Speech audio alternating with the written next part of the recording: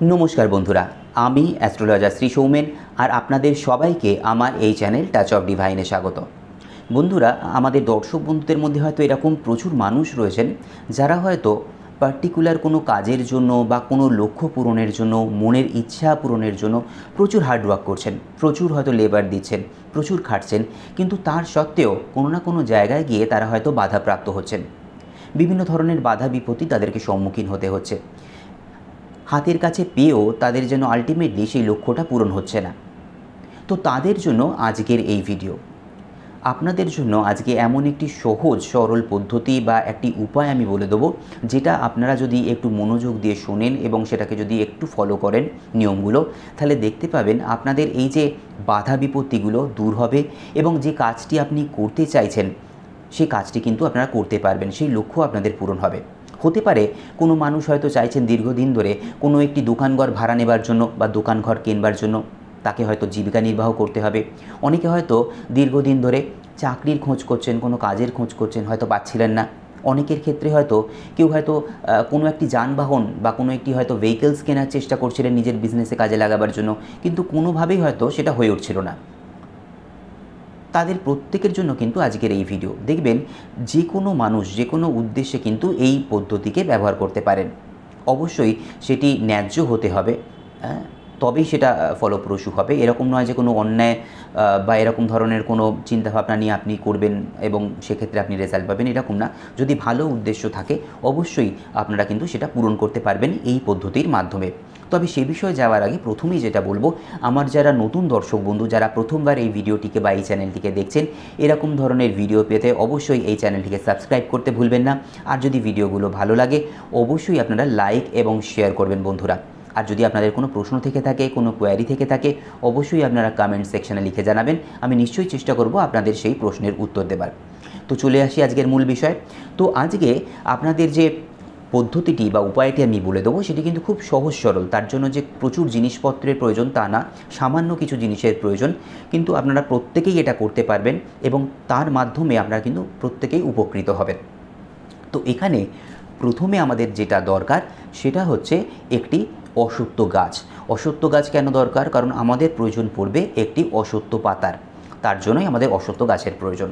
তো এক্ষেত্রে বন্ধুরা আমাদেরকে জানতে হবে যে আমাদের ধর্মে, আমাদের শাস্ত্রে, হিন্দু শাস্ত্রে এবং বিশেষ করে তন্ত্রশাস্ত্রে আপনারা যদি দেখেন একটু, সেক্ষেত্রে আমরা যখন কোনো গাছের কোনো অংশ ব্যবহার করি, সেটা হতে পারে পাতা বা কোনো কাণ্ড, ফুল বা শেকড়, তার আগে কিন্তু এই যে গাছ থেকে আমরা এটা সংগ্রহ করব, তার যেদিন কাজ করব তার আগের দিন সেই গাছকে গিয়ে পুজো করতে হয়, সেই গাছের কাছে প্রার্থনা করতে হয়, তাকে আবাহন করতে হয়।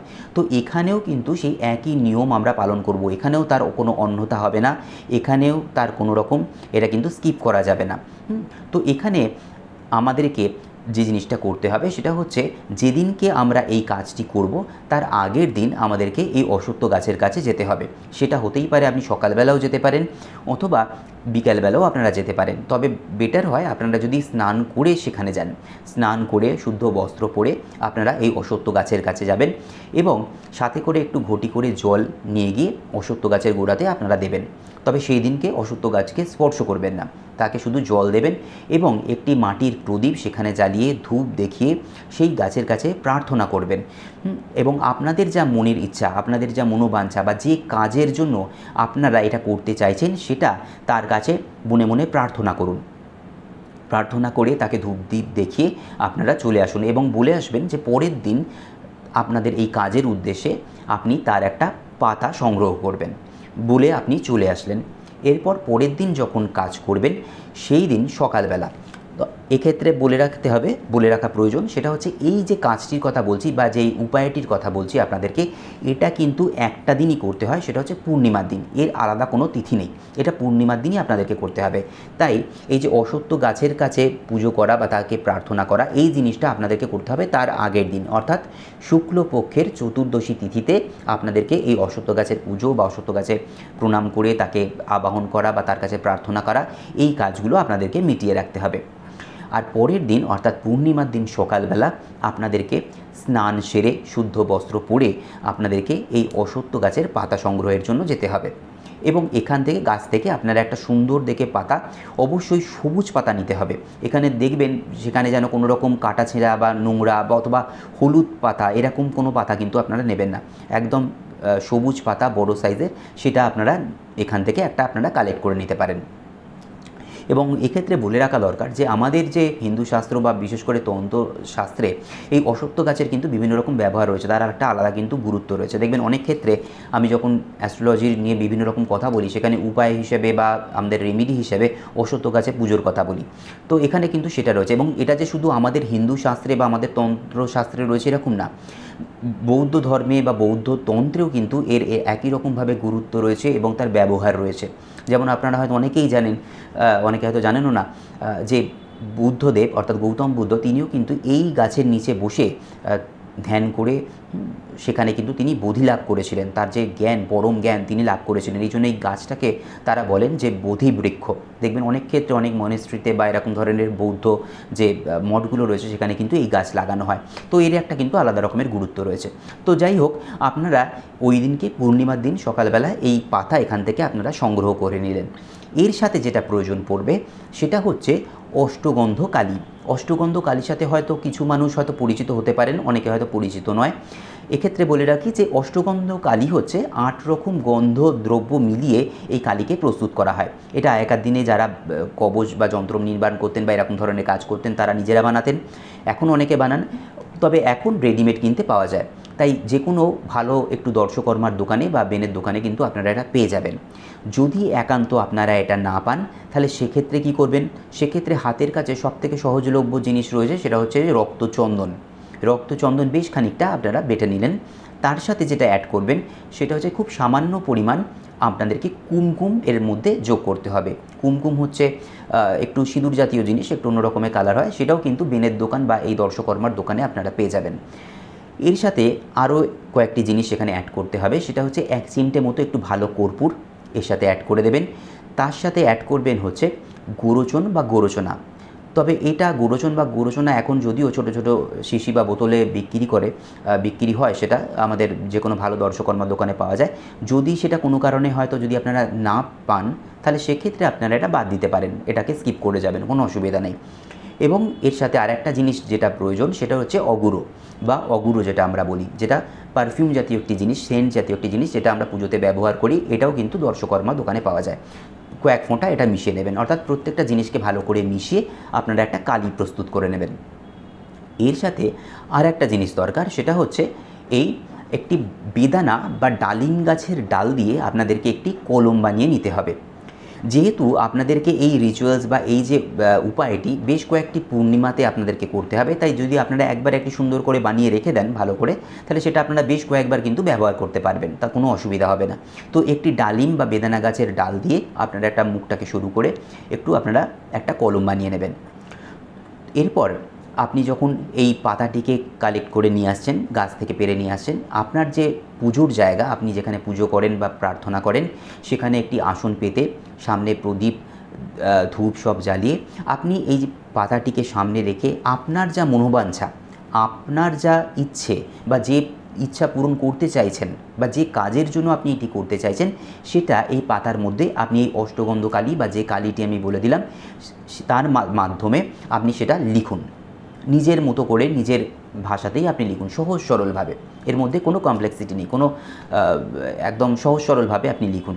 লিখে এটিকে আপনার ঠাকুরের স্থানে রেখে আপনি সেটিকে ধূপ দীপ দেখিয়ে আপনি সেটাকে পুজো করে কিছুক্ষণের জন্য রেখে দিন। ততক্ষণে এই কালিটিও শুকিয়ে এই পাতার মধ্যে বসে যাবে। এরপর যেটা করতে হবে, ওই দিনই অর্থাৎ এই পূর্ণিমার দিন আপনি এইগুলো করছেন, তো এক্ষেত্রে আপনারা চেষ্টা করবেন এই যে অ্যারেঞ্জমেন্টের ব্যাপারটা, অর্থাৎ এই যে কালি প্রস্তুত করা বা এই যে কলম তৈরির ব্যাপার, এই জিনিসগুলো আপনারা আগের দিন সেরে রাখবেন, সেটা আপনাদের জন্য সুবিধা। শুধু পরের দিন সকালবেলা পূর্ণিমার দিন আপনি গাছ থেকে পাতাটি নিয়ে এলেন, তারপরে আপনি এটিকে করতে বসে যাবেন। এরপর যেটা হবে যে কিছুক্ষণ ঠাকুরের স্থানে এটিকে রেখে দেওয়ার পর দেখবেন যে যখন কালিটা শুকিয়ে গেছে, আপনার লেখাগুলো পাতার মধ্যে শুকিয়ে গেছে, বসে গেছে, তখন এটিকে নিয়ে আপনাকে চলে যেতে হবে গঙ্গায়। গঙ্গাতে গিয়ে আপনারা পূর্ণিমার দিনই এটাকে ভাসিয়ে দেবেন। সবথেকে ভালো হয় জোয়ারের মধ্যে ভাসালে, তবে সেটা সবসময় পসিবল হয় না, অনেক ক্ষেত্রে অসুবিধা থাকতেই পারে। তাহলে সেক্ষেত্রে আপনারা শুধু পূর্ণিমার দিনে এটিকে কিন্তু এই গঙ্গার জলেতে আপনাদেরকে ভাসিয়ে দিতে হবে। এবং যখন ভাসাচ্ছেন সেখানেও মা গঙ্গার কাছে আপনি প্রার্থনা করুন আপনি কোন উদ্দেশ্যে এটি করছেন, এবং করে সেই কাজের কথা চিন্তা করে আপনি এটাকে ভাসিয়ে দিন। এবার অনেকের হয়তো এখানে প্রশ্ন মনের মধ্যে আসতে পারে যে যাদের অনেক বাড়ির কাছে হয়তো গঙ্গা নেই, কাছে পিঠে হয়তো গঙ্গা নেই, তারা কি করবেন? তাহলে সেক্ষেত্রে আপনাদের বাড়ির কাছে যদি অন্য কোনো নদী থেকে থাকে আপনারা কিন্তু সেখানেও এই পাতাটিকে ভাসাতে পারেন। বা যদি নদী না থেকে অন্য কোনো প্রবাহমান জলধারা যদি থেকে থাকে, হতে পারে কোনো ছোট ঝর্ণা বা ছোট খাল বা ছোট নদী জাতীয় কিছু, হ্যাঁ, মানে প্রবাহমান জলধারার প্রয়োজন, সেই রকম একটি জায়গাতেও কিন্তু আপনারা এটাকে ভাসিয়ে দিতে পারেন, তাতে কোনো অসুবিধা নেই। তো এটা আপনারা করুন। এটা খুব সামান্য জিনিস শুনতে হতে পারে, হ্যাঁ, মনে হতে পারে খুব ইজি ব্যাপার, কিন্তু এটা খুব এফেক্টিভ, খুবই ভালো ফলপ্রসূ। এবং দেখবেন বেশ কয়েকবার করার পর দেখতে পাবেন যে আপনাদের যে জায়গাগুলো এই যে বাধাপ্রাপ্ত হচ্ছিল, যেগুলো হয়তো আপনারা করে উঠতে পারছিলেন না, অনেকবার চেষ্টা করেও হয়তো দেখছিলেন যে আপনার হয়তো সেই লক্ষ্যটা পূরণ হচ্ছে না, মনের ইচ্ছাটা পূরণ হচ্ছে না, সেটা কিন্তু হতে শুরু করবে। এবং এই জিনিসটা যে কোনো মানুষ করতে পারেন, নারী পুরুষ নির্বিশেষে তো বটেই, যে কোনো ধর্মের মানুষও করতে পারেন। এতে কিন্তু কোনো বাধা নিষেধ নেই, প্রত্যেকেই কিন্তু একই রকমভাবে আপনারা লাভবান হবেন। তো এটা আপনারা করুন, আমার মনে হয় দেখবেন আপনারা এর থেকে কিন্তু লাভবান হবেন। কারণ এরকম প্রচুর মানুষ রয়েছে যারা হয়তো এসে দেখাতে পারছেন না, বা যাদের যেরকম ধরনের কোনো প্রবলেম রয়েছে সেটা হয়তো স্থায়ী প্রতিকার তার নিতে পারছেন না, বা অনেকের হয়তো আর্থিক সমস্যাও থাকতে পারে। তো এই সামান্য জিনিসটুকু নিশ্চয়ই আপনারা আশা করি করতে পারবেন, এবং দেখবেন এটা করলেও কিন্তু আপনারা একরকমভাবে কিন্তু উপকৃত হবেন। তো এই গেল হচ্ছে আজকের ভিডিও। যদি ভিডিওগুলো ভালো লাগে অবশ্যই আপনারা লাইক এবং শেয়ার করতে ভুলবেন না বন্ধুরা। আর যদি আপনাদের কোনো কোয়ারি থেকে থাকে অবশ্যই আপনারা কমেন্ট সেকশানে লিখে জানান। তো সবাই ভালো থাকুন এবং সুস্থ থাকুন। দেখা হবে পরের ভিডিওতে। নমস্কার।